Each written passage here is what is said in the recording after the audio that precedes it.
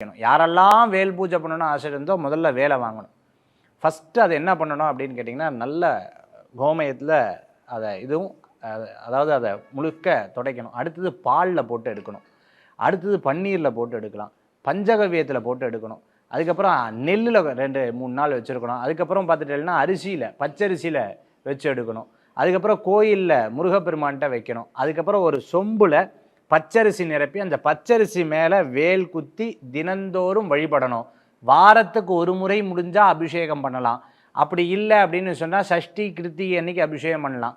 ஒருவேளை நான் வெளியூர் போகிறேன் சார், கையில் எடுத்துன்னு போகலாம்.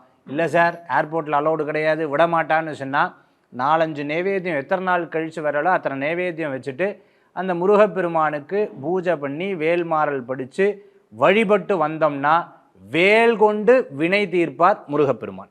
MCR Pure Cotton Club, formals and casual shirts.